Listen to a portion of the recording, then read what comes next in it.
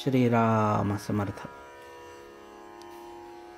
प्रपंच भगवंताचा मानून करावा. अमुक एक हवे किंवा अमुक एक नको असे न वाटणे याचे नाव वैराग्य.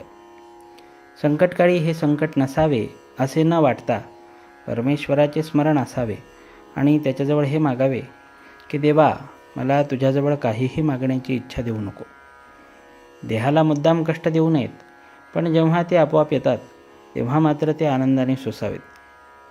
पुरुरव्याने दुष्कृत्य केले आणि त्यामुळे त्याला वैराग्य प्राप्त झाले, तेव्हा त्याला दुष्कृत्य म्हणावे की सत्कृत्य? तरीही वैराग्य प्राप्तीचा वास्तविक हा काही मार्ग नव्हे हे खरेच.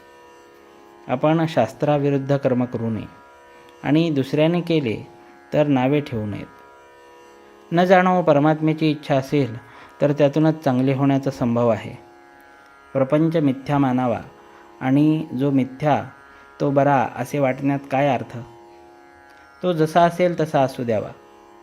नाटकात नट जसे काम करतो त्याप्रमाणे प्रपंचात आपण आपले काम करावे. तुमचा परमार्थही तुमच्या स्वाधीन नाही, सद्गुरूच तो तुमच्याकरता करीत असतात. तेव्हा तुम्ही कशाचीही काळजी करू नये. जे होईल त्यात आनंद मानित राहावे. सद्गुरू दर्शनाने पूर्वकर्मे पापे जळून जातात. तुमची पुढची काळजी सद्गुरू घेतात.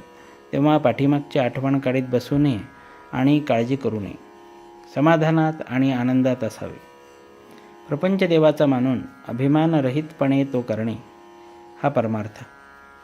परमेश्वराचे स्मरण ठेवून तोच करता आहे असे मानणे आणि सर्व काही त्याच्याकरिता करणे म्हणजे देवाला अर्पण केल्यासारखेच आहे. फक्त कर्माच्या शेवटीच कृष्णार्पण म्हणणे म्हणजे इतर वेळी त्याला विसरला असे नाही का होत?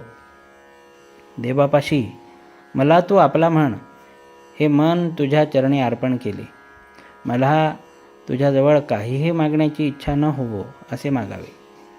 नाहीतर जो राज्य द्यायला समर्थ आहे त्याच्याजवळ केरसुणी मागितल्याप्रमाणे होईल. भगवंताची मनापासून प्रार्थना करावी. आपल्याला तो बरोबर मार्ग दाखवितो. आपण अंधारामध्ये वाट चालत असताना एक क्षणभरच वीज चमकते, परंतु त्यामुळे पुढचा सगळा रस्ता आपल्याला दिसतो. त्याचप्रमाणे मनापासून भगवंताचे स्मरण केले तर पुढच्या मार्गाचे आपल्याला आपोआप ज्ञान होते. तू जे देशील ते मला आवडेल असे आपण भगवंताला सांगावे आणि भगवंताचे अखंड स्मरण ठेवावे. यापेक्षा भगवंताच्या जवळ जायला दुसरा मार्ग कोणता असणार? ज्याच्या प्रपंचामध्ये पाठीराखा परमात्मा आहे त्याचा तोच परमार्थ होतो. ज्याचा पाठीराखा अभिमान आहे तो प्रपंच समजावा. जानकी जीवन स्मरण जय जय राम.